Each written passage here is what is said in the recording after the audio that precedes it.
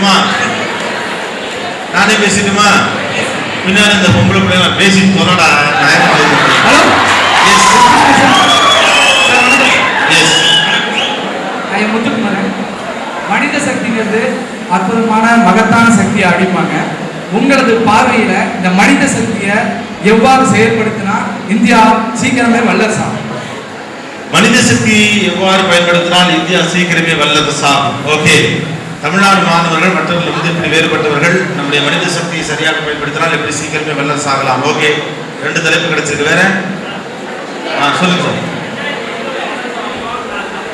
India 2020 வல்லரசாகுமா, அதுக்கப்புறம் ஆகுமா?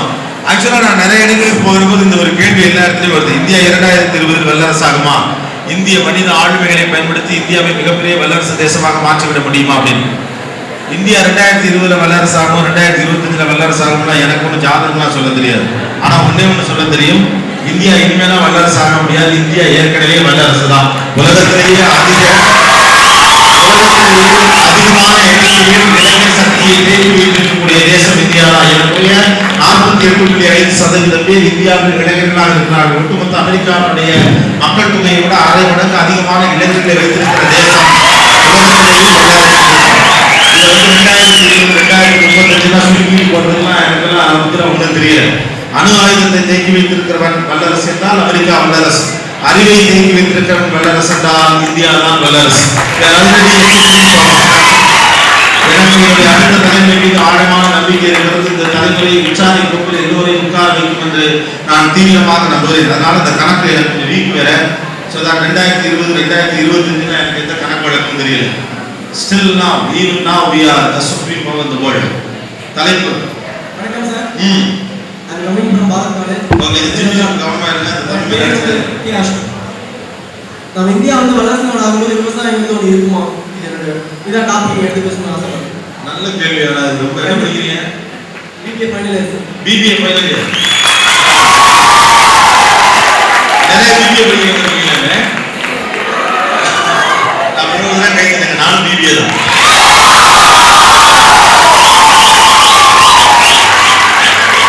India வல்லரசாகும் போது இங்கே விவசாயம் ஒன்று இருக்குமா? ஒரு ஆழமான கேள்விதான் இது. விவசாயத்துல நம்ம ஜெயிக்கலைன்னா வல்லரசு ஆவதே கஷ்டம். முதல்ல அதை புரிஞ்சுக்கணும். எந்த தேசம் தன்னுடைய சுயத்திலிருந்து வெற்றி பெற முடியவில்லையோ அந்த தேசத்தால் ஒரு கன்சூமரிங் தேசமாக மட்டும்தான் இருக்க முடியும். எப்பொழுது நீங்கள் விவசாயத்தின் தன்னிறைவு அடைந்து அடுத்தவர்களுக்கு ஏற்றுமதி செய்யக்கூடிய அளவுக்கு உங்கள் சொந்த அடையாளத்தை நிலைநிறுத்துகிறீர்களோ அன்றைக்கு தான் நம்முடைய அதிகாரப்பூர்வ வல்லரசு கனவு சாத்தியமாகும். தஞ்சாவூரில் எலிக்கடி தின்னுக்கிட்டு வானத்தில் தட்டு பறக்க விட போறோம் டயலாக் பேசலாம் சும்மா வச்சுக்கணும். It won't work out. India வல்லரசாகும் போது விவசாயம் இருக்குமா? தமிழக மாணவர்கள் இந்திய மனித வளத்தை வைத்துக் கொண்டு என்ன செய்ய போறோம்? One more title. எஸ், முதல்ல நான் அந்த தமிழ்நாடு இளைஞர்கள் அப்படிங்கிற விஷயத்தை ஸ்டார்ட் பண்ணணும் அப்படின்னு நினைக்கிறேன். இளைஞர்கள் அப்படின்னு நான் பார்க்கிறப்போ இந்த தமிழ்நாட்டு இளைஞர்களை பிரித்து நான் பார்க்கல, இந்திய இளைஞர்கள் என்றே பார்க்கிறேன். முதலில் இந்த இளைஞர்களை பிரித்து பார்க்கக்கூடிய மனநிலைகளிலிருந்து தயவு செய்து நீங்க எல்லாரும் வெளியே வாருங்க. இந்த கல்லூரியில் மட்டுமல்ல, மைக் இன்வென்ட்ல கிடையாது. ஆட்டைக்கு எனக்கு மட்டும்தான் மைக்க வாங்க. கொடுக்குறப்பெல்லாம் கொடுக்காதீங்க. தேர்தல் முடிஞ்ச பிறகு வாக்குச்சீட்டு கொடுக்குறது இதே வேலை உங்களுக்குலாம். இந்த தமிழக மாணவர்கள், கர்நாடகா மாணவர்கள், ஆந்திர மாணவர்கள், உத்தரப்பிரதேச மாணவர்கள், ஜார்க்கண்ட் மாணவர்கள் பிரிக்கிறதுக்கெல்லாம் வேலை இல்லை. இந்த பிரிவுகளுடைய மனநிலை எப்போதும் இளைஞர் காலத்தில் நான் எப்படிப்பட்டவன், மற்றவர்களிடமிருந்து வேறுபட்டு சிறந்த ஒருவனாக இருக்கிறேனா என்ற அந்த சுய தோன்றிலிருந்து பிறக்கக்கூடிய விஷயமாக இருக்கிறது. அதனாலதான் பிபிஏனா கைத்தட்டும், பிஎஸ்சினா கைத்தட்டும், பிகாம்னா கைத்தட்டும். இன்ஜினியரிங் காலேஜில் நான் பார்த்துருக்கேன். எலக்ட்ரானிக்ஸ் குரூப்பாக கைத்தட்டுவாங்க, மெக்கானிக்கலா கைத்தட்டுவாங்க, சிவிலா கைத்தட்டுவாங்க. பக்கத்தில் தெரியாம சிவிலுக்காக மெக்கானிக்கார கைத்தட்டிட்டா 10 பேரை கையை வேகமா பிடிச்சுவாங்க. கையை தட்டிடாதா, அவனை சந்தோஷமா இருக்கும். The first foremost thing is that நீங்க எந்த டிபார்ட்மெண்ட்ல படிக்கிறீங்கிறது முக்கியம் கிடையாது. நீங்க எல்லாரும் இந்த தேசத்துக்காக படிக்கிறீங்க. முதல்ல அதை ஞாபகத்துல வச்சுக்கோங்க. எவன் பிரைஸ் வாங்கினாலும் நம்ம பிரைஸ் வாங்கணும். That's the most important thing that I want to convey you people, that youngsters, whether they are from Tamil Nadu or whatever it is, Uttar Pradesh or Chhattisgarh or wherever it is, நீங்கள் எல்லோரும் ஒன்றுபட்டு செயல்பட வேண்டும் என்பதுதான் இந்தியாவுடைய மிகப்பெரிய எதிர்பார்ப்பாக இருக்கிறது. ஆனால் நீங்கள் ஒன்றுபட்டு செயல்பட மாட்டீர்கள் என்று உலக நாடுகள் தொடர்ந்து நம்பிக்கொண்டிருக்கின்றன. தன்னுடைய அடையாளத்தை பற்றியும் தன்னுடைய ஊர்களை பற்றியும் தன்னுடைய டிபார்ட்மெண்ட்கள் பற்றியும் தன்னுடைய வகுப்பறைகள் பற்றி மட்டுமே இவர்கள் வாழ்க்கையை ஒரு வட்டம் போட்டு வளைத்துக் கொண்டிருக்கிறார்கள் என்ற பார்வை உலகம் முழுக்க இந்தியா குறித்திருக்கிறது. இந்தியாவில் அதனாலதான் இந்த சிக்கல் இருக்கு. இந்தியா ஒரு கிரிக்கெட் டீம் மாதிரி தனித்தனியா பாத்தீங்கன்னா எல்லாரும் பயங்கரமான ரெக்கார்டு வச்சிருப்பாங்க. தோனியோட ஸ்ட்ரைக் ரேட் என்ன யாருமே டச் பண்ண முடியலையா? 5 வருஷமா அவன் அடிக்கிற அடியில இடையில அவுட் ஆகிறான். நம்ம காரி துப்புனாலும் ஸ்ட்ரைக் ரேட் எங்கேயோ இருக்குது. சேவாக தனியா நீங்க எடுத்தீங்கன்னா அவன் ஆவரேஜ் எங்கேயோ இருக்குது. சச்சினை ஒரு வழியா அடிச்சு அனுப்பிட்டீங்கன்னாலும் அவருடைய ரெக்கார்டை யாருமே தொட முடியாது. இன்னைக்கு விராட் கோஹ்லிலேருந்து சுரேஷ் ரெய்னாலேருந்து எல்லாருக்குமே பெரிய ரெக்கார்டு இருக்கு. சௌரவ் கங்குலிட்ட இருக்கக்கூடிய ரெக்கார்ட் பெரிய ரெக்கார்ட், சுனில் கவாஸ்கர் இருக்கக்கூடிய ரெக்கார்ட் பெரிய ரெக்கார்ட், வெங்கசர்கார் ரெக்கார்ட் பெரிய record, Ravi Shastri was the first man who hit his 6 centuries in a 6 ball at Ranji Trophy. Yuvraj சிங்குடைய ரெக்கார்ட் பெரிய ரெக்கார்ட். ஆனா இவங்க எல்லாரும் சேர்ந்து பங்களாதேஷ்க்கு தோத்து போயிடுறாங்க. that's a problem. இண்டிவிஜுவலாக எல்லாருமே தனிமனிதர்களே மிகப்பெரிய சாதனையாளர்களாக திறமைசாலிகளாக இருந்த போதிலும் கூட கூட்டாக ஒன்று சேர்ந்து இருக்கிற போது அவர்கள் தங்களுடைய தனித்திறமைகளை பொது இடத்தில் முன்வைத்து ஒட்டுமொத்த அணியினுடைய வெற்றிக்காக போராட வேண்டும் என்ற மனநிலையில் கொஞ்சம் பின்தங்கி விடுகிற காரணத்தினால் தனித்தனியான ரெக்கார்டெல்லாம் சேர்ந்து ஒரு பெரிய ரெக்கார்டை உருவாக்குறது பதிலா பங்களாதேஷ்காரன்ட்ட 3 ரன்ல தோத்துட்டு மூஞ்சியை மூடிட்டு இங்கிலீஷ்ல பேட்டி கொடுத்து காரி நியூஸ் சேனல்ல துப்புறோம். அப்படித்தான் நாமளும் இருக்கோம். ஒவ்வொரு டிபார்ட்மெண்ட்டும் ஒவ்வொரு பசங்களும் தனிப்பட்ட முறையில் சிறந்தவன் தான். இங்கே உட்கார்ந்திருக்க சுப்பிரமணிய, ராமசாமி, வனஜா, கிரிஜா தனிப்பட்ட முறையில் everybody is strong, but as a team work we are not working well. That's a whole problem of India. உலகத்துடைய மிகப்பெரிய இளைய தேசத்தை கையில் வைத்திருக்கக்கூடிய இந்தியாவிடம் கூட்டு முயற்சி என்று ஒன்று நடக்கவே இல்லை. நான் ஜெயித்தாக வேண்டும் என்ற எண்ணத்தோடு தனி மனிதர் ஒவ்வொருவரும் ஓடிக்கொண்டே இருக்கிறான். அப்படித்தான் இந்த சமூகம் வளர்க்கப்பட்டிருக்கிறது. இதற்கு முந்தைய சமூகம் குழுக்களாக செயல்பட வேண்டும் என்று வளர்க்கப்பட்டது. இன்றைய சமூகம் தனித்தனி மனிதனாக ஜெயித்து விட வேண்டும் என்று வளர்க்கப்படுகிறது. யார் வேணாலும் ஏறி மிதிச்சுட்டு எப்படியாவது ஜெயிச்சிரு, நீ காலையில வந்துருப்பா அப்படின்னு சொல்லி வீட்டுல அனுப்புறாங்க. வீட்டுக்கு 4 இட்லி கொடுத்து 2 ஆப்பிள் பழம் கொடுத்து எங்க அம்மா அனுப்பிச்சு யாருக்காவது கேட்டா ஒண்ணு கொடுத்து நீ ஒண்ணு தின்னு. இப்பெல்லாம் ஒரு ஆப்பிள் பழத்தை நறுக்கி உள்ள டிஃபன் பாக்ஸ்ல ரகசியமா வச்சு யாருக்கும் கொடுக்காம தின்றான்னு சொல்லி அனுப்புறாங்க. India needs smart work and team work. This is where we have to differentiate from the international community of the rest of the world. உலகத்துடைய மிகப்பெரிய பலசாலிகள் அவ்வளவு பேரும் ஒரு இடத்தில் இருந்து அந்த தேசம் மிகப்பெரிய பலமான தேசமாக இல்லை என்றால் இவர்களுக்கிடையே ஒரு இணைப்பு பாலம் சரியாக இல்லை என்பதுதான் அர்த்தம். கல்ச்சுரல்ஸுடைய நோக்கம் என்ன அப்படின்னா, ஒவ்வொரு கல்லூரி மாணவனும் இன்னொரு இடத்திற்கு வர வேண்டும், வேறு ஒரு கல்லூரியில் தன்னுடைய அறிவாற்றலை பகிர்ந்து கொள்ள வேண்டும், அவனிடமிருந்து ஒன்றை இவனும் இவனிடமிருந்து ஒன்றை அவனும் பெற்றுக்கொள்ள வேண்டும், தெரிந்து கொள்ள வேண்டும் என்பதுதான் நோக்கம். ஆனா காலேஜஸ் வரப்போ இந்த காலேஜுக்கு அந்த காலேஜ் பிடிக்காது, அந்த காலேஜ் இந்த காலேஜ் பிடிக்காது, இந்த காலேஜ் அந்த காலேஜ் மறைக்கும், அந்த காலேஜ் இந்த காலேஜ் மறைக்கும், அந்த காலேஜ் பிள்ளை இவன் கையை பிடிச்சி விட்டானா அடிக்க வருவாங்க, இந்த காலேஜ் பிள்ளை அந்த வயசு கை வம்பெடுத்து விடுவாங்க, ஒரு பிள்ளைக்கு ஐஸ்கிரீம் வாங்கி கொடுத்தா கையை வெட்டுவாங்க. என்னன்னு யாரா இருந்தா எங்க காலேஜ் பிள்ளைய நீங்க எல்லாம் பேசணும். அது அழகா இருக்கும், சுமாரா இருக்காது. எங்க college we is the biggest thing. தனி ஒரு மனிதனாக ஒரு விஷயத்தை செய்வது என்பது தனி.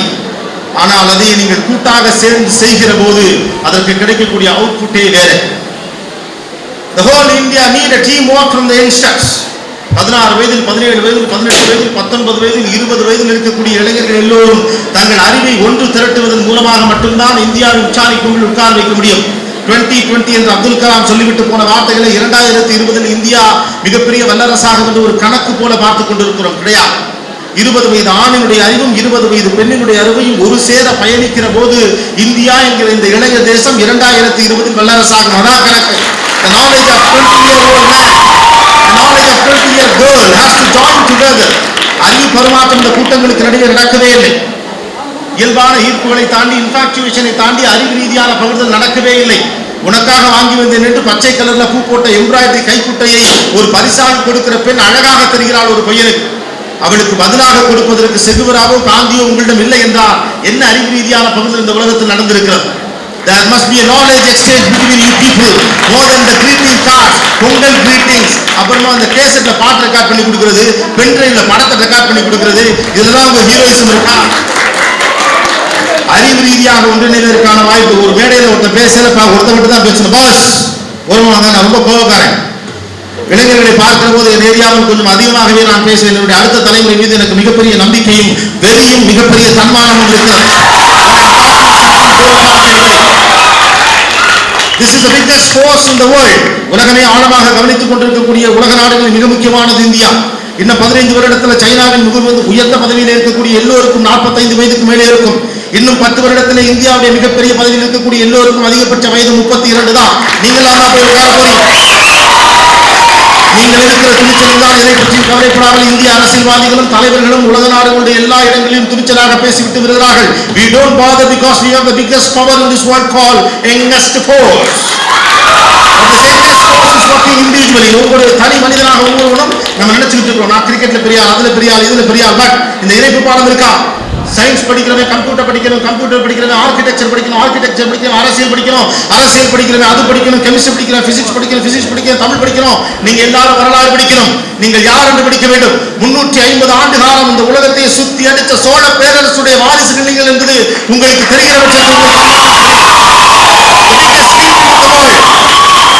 தெற்காசியாவுடைய எல்லா பகுதிகளிலும் தன்னுடைய காலை அகலமாக நீட்டி பிடித்த சோழ பேரரசுடைய சாம்ராஜ்யத்தினுடைய வாரிசுகள் நீங்கள். கம்போடியாவிலும் நார்த்திலும் ஒட்டுமொத்தமாக இந்தோனேசியாவின் பல்வேறு பகுதிகளிலும் உங்கள் சிலைகளை நிறுவியதற்கும் கடாரம் உண்டான் என்று பெயரெடுத்த இடத்திலிருந்து ஒரு பிரவாகமாக புறப்பட்டிருக்கிறீர்கள். காவிரி தண்ணீர் குடித்து பிடித்த வளர்ந்த பிள்ளைகள் நீங்க எல்லாருக்கும் காவிரி பிரச்சனை பற்றி அறிவு இருந்தால் அதுதான் கல்வி. That you have to join hands together. That's what education is. வரலாறு படிக்காமல் எதுவெடுத்தும் புண்ணியமில்லை. உங்கள் வேதி அறைகளில் டெஸ்ட் டியூப்களில் நீங்கள் ஊற்றுகிற திரவங்களுக்கு பின்னால் இது இன்னொருவனுக்கு கிடைக்கவில்லை என்ற கோபமும் அறச்சீற்றமும் எவனுக்கு இருக்கிறதோ அவன் தான் அரசியல்வாதி. I want you people to be a politician who know the constitution, not election politics. இந்த சமுதாயத்தில் உங்கள் சம வயது ஒத்த ஒருவன் வயசு வந்து படிப்பதற்கு வழி இல்லாம உங்களோட படிச்ச 8ஆம் கிளாஸ் வரைக்கும் இருந்த பையன் சைக்கிள் கடையில பஞ்சர் ஒட்டிட்டு தங்கச்சி கல்யாணத்துக்காக துபாய்க்கு போயிட்டு சிங்கப்பூர்ல அரெஸ்ட் ஆகி உட்காந்துட்டு மலேசியால 15 வருஷமா சிறையில இருந்துகிட்டு நாட்டுக்கு திரும்ப முடியாம செத்து விழுந்துகிட்டு இருக்கவனுக்கும் சேர்த்து படி. அதுக்கு பேர் எஜுகேஷன். 1290 படிச்சா அது எஜுகேஷன் கிடையாது. First class degree 94% gold medal தூக்கி குப்பையில இருக்கு. கான்ஸ்டிடியூஷன் படி, மக்களுக்காக படி. நான் எதற்காக படிக்கிறேன் என்பது குறித்து எனக்கு ஒரு தீவிரமான நோக்கம் இருக்க வேண்டும். நான் 7000 ரூபாய் சம்பளத்திற்கு படிக்கிறேனா, 25,000 ரூபாய் சம்பளத்திற்கு படிக்கிறேனா, அத்தைகளும் திருமணம் செய்வதற்காக படிக்கிறேனா, சொத்தை எடுப்பதற்காக படிக்கிறேனான்னு ஒரு காரணம் இருக்கிறது. படிப்புக்கான காரணம் இந்த சமூகத்தில் சுருக்கப்பட்டு உங்கள் முன்னால் கொடுக்கப்பட்டிருக்கிறது. 3 வேளை உணவுக்காக கல்வி என்று சொல்லப்பட்டிருக்கிறது. எப்படியாவது குடும்பத்தில் நல்ல பேர் எடுத்து விட வேண்டும் என்பதற்காக படி என்று சொல்லப்பட்டிருக்கிறது. பகையாளியை பழி தீர்ப்பதற்காக படி என்று சொல்லப்பட்டிருக்கிறது. ஊருக்குள் பெரிய மனிதருக்கு குடும்பம் என்று பெயர் எடுக்க வேண்டும் என்பதற்காக சொல்லிக் கொடுக்கப்பட்டிருக்கிறது. படிப்புடைய அளவுகோல் என்பது பெரிது. That's the biggest thing. It's the greatest weapon have given to you people to rule this world. That's the power of education. இப்ப புத்தகத்தை பிரிச்சு பாருங்க. இந்த புத்தகத்தை பிரித்து படிப்பதன் மூலமாக இதில் இருக்கக்கூடிய அறிவின் மூலமாக இல்லாத ஏழைக்கு உங்களால் கல்வி தர முடியும். உலகத்தினுடைய உச்சாணி கொம்பில் இந்தியாவை ஏற்றி வைக்க முடியும். ஒபாமாக்களுக்கெல்லாம் ஒரு போன் போட்டு உடனடியாக வர சொல்ல முடியும். மன்மோகன் சிங்குகளை பலமாக்க முடியும். இந்தியாவுடைய பொருளாதாரத்தில் துண்டு விழாமல் பட்ஜெட் போடுறதுக்கான ஏற்பாட்டை உங்களால் செய்ய முடியும். காவிரியில் தண்ணீர் கொண்டு வர முடியும். That you can do. The purpose of education is so big. அது 25,000 ரூபாய் சம்பளத்திற்குள் முடங்கிவிடக்கூடிய விஷயம் கிடையாது. சமூக அரசியலை படிக்காதவனும் எதை படித்தும் புண்ணியமில்லை. BA இங்கிலீஷ் லிட்டரேச்சரும் ஷேக்ஸ்பியரையும் படிச்சுட்டு மனப்பாடம் பண்ணி நெஞ்சில குத்திட்டு 94 மார்க் எடுத்து சர்டிபிகேட்டை வீட்டில் நடுகால மாட்டி வைக்கிறதுக்கு 4 கிட்ட சாகம்.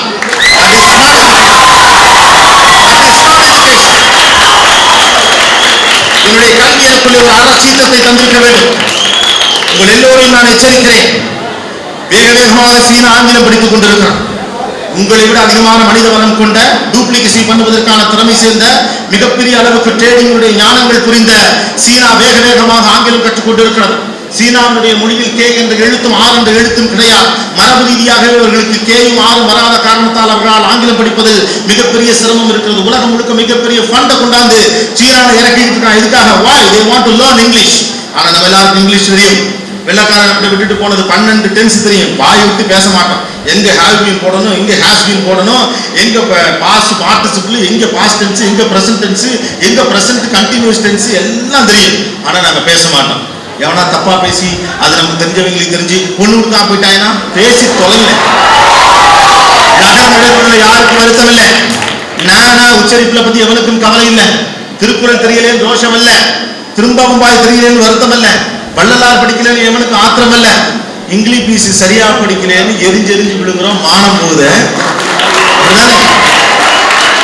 தமிழை சரியாக பேசுவது குறித்து யாருக்கும் இங்கே லஜ்ஜை இல்லை, வெட்கம் இல்லை. தப்பா பேசுறோம். தமிழை தப்பா பேசினா ஸ்டைலு, ஆங்கிலத்தை தப்பா பேசினா அசிங்கமா. What is this? தப்போ சரியோ ஆங்கிலம் பேசுங்கள். தமிழை தவறாக பேசுவதுதான் தவறு. ஆங்கிலத்தை தவறாக பேசுவது ஒன்றும் தவறில்லை. அது பிழைப்புக்கான வழி. நான் சென்னையில் போய் இறங்கிய போது முதலாக ஒரு தொலைக்காட்சி நிருபராக என்னுடைய பணியை தொடங்கிய போது விமான நிலையம் போன்ற இடங்களுக்கு போய் சேர்றதுக்கு ரொம்ப பயப்படுவேன். டெல்லியிலிருந்து வரக்கூடிய மிகப்பெரிய அதிகாரிகள், மிகப்பெரிய அரசியல்வாதிகள், இவங்க எல்லாரும் ஃபேன் வரானோம். இவங்க எல்லாரையும் நீங்க பேட்டி எடுக்கணும் அப்படின்னா இங்கிலீஷ்ல பேட்டி எடுக்கணும். If you want to get the headlines, that you have to talk to them in English. You have to raise your questions in English. ஆங்கிலத்தில் கேள்வி கேட்பதன் மூலமாகத்தான் அவர்களிடமிருந்து பதிலை பெற முடியும். எனக்கு கேள்வி கேட்பதற்கான அறிவு ஓரளவு அப்போதே இருந்த போதும் கூட நான் விமான நிலையங்களுக்கு போவதை தவிர்த்தே வந்திருக்கிறேன். ஏன்னா இங்க இங்கிலீஷ்ல பேசணுமே. ஏறக்குறைய 2 வருடம் ஆயிற்று இந்த பிரச்சனையிலிருந்து வெளியே வர. 2 வருஷத்துல இங்கிலீஷ் கற்றுக்கிட்டேன் அப்படின்னு நீங்க நினைக்கப்படாது. 2 வருடத்தில் 2 உண்மைகளை கற்றுக்கொண்டேன், ஒரு புரிதலை கற்றுக்கொண்டேன். ஒன்று, மெட்ராஸ்ல எல்லாருமே இங்கிலீஷை தப்பா தான் பேசுறாங்க, நம்மளும் பேசலாம். இரண்டாவது முக்கியமான விஷயம், டெல்லியிலிருந்து வர யாருக்குமே இங்கிலீஷே தெரியாது. மூன்றாவது முக்கியமான புரிதல், தமிழைத்தான் தவறாக பேசக்கூடாது, ஆங்கிலத்தை தவறாக பேச. எல்லாருக்கும் நல்லா இங்கிலீஷ் தெரியும், ஆனா இங்கிலீஷ் பேசுறது கிடையாது. It is a need of God that you have to learn English. Is no other go. It is a business language. Why not? இங்கே ஒரு பிரச்சனை இருக்கு. நன்றாக தமிழில் பேசுகிறவர்கள் ஆங்கிலத்தில் பேசுவதில் என்கிற காரணத்தினாலேயே தமிழ் நல்லா பேசுறவனுக்கு இங்கிலீஷ் தெரியாதுன்னு ஒரு அர்த்தம் இருக்கு. நான் ஒரு பிசினஸ் கான்ஃபரன்ஸ்ல இங்கிலீஷ்ல பேசி வெளியில வந்து ஒருத்தர் கை கொடுத்து முதல்ல ஒரு வார்த்தை கேட்டார், நீங்க இங்கிலீஷ்ல பேசுறீங்க எனக்கு தெரியவே தெரியாது. ஏன் சார்? நல்லா தமிழ் பேசுறீங்களே. நல்லா தமிழ் பேசினா ஒருத்தர் இங்கிலீஷ் பேசப்படாதா இல்லை? அப்படி ஒரு அபிப்பிராயம். ஆங்கிலத்தை வெளிப்படுத்துகிற போது தானாகவே உங்களால் ஆங்கிலம் பேச வரும். தென் தமிழகம் முழுக்க நான் பார்த்துக் கொண்டிருக்கக்கூடிய மிக முக்கியமான பிரச்சனை என்பது ஆங்கிலத்தை பேச இருப்பதில் இருக்கக்கூடிய தயக்கம். Talk to people, no issues. இந்த பொம்பளை பிள்ளைகள் இங்கிலீஷ்ல பேசுங்க, தப்பே கிடையாது. தப்பு பண்ணா கரெக்ட் பண்ணி கொடுக்குங்க, அவ்வளவுதானே. கரெக்ட்ங்கிற வேர்டு மட்டும் கரெக்டா தெரியல. இங்கிலீஷ் பேசுறது இன்னையிலே நம்ம எல்லாம் இங்கிலீஷ் பேசுற மாப்பிள்ள கோபி சார் வேற அந்த சொல்லிட்டு போயிருக்காங்க. ஒருத்தன் குரூப்பா போட்டு இங்கிலீஷ் பேசுனாங்கன்னா அந்த குரூப்பை காலி பண்றதுமே ஒரு குரூப் தெரிவாங்க. இவங்க அப்பா பேரு ஜான்சன், இவங்க அம்மா பேரு டயானா. டே நீங்க எல்லாம் தமிழ்ல பேச மாட்டீங்களா அப்படின்னு கூட்டி கொண்டு இந்த முக்கத்துல வச்சு முக்குறது. ஒரு வேலை நிமித்தமாக ஆங்கிலத்திலே பேசுவதற்கான தயாரிப்புகளை தயவு செய்து முன்னெடுத்து செல்லுங்கள். வாழ்க்கை என்பது எந்த திசையில் உங்களை அழைத்து போகும் என்பது உங்களுக்கே தெரியாது. தடுமாறி ஆங்கிலத்தில் அப்படியே ஏதோ பண்ணி சரியான புரிதலுக்கு பிறகு ஆங்கிலத்தை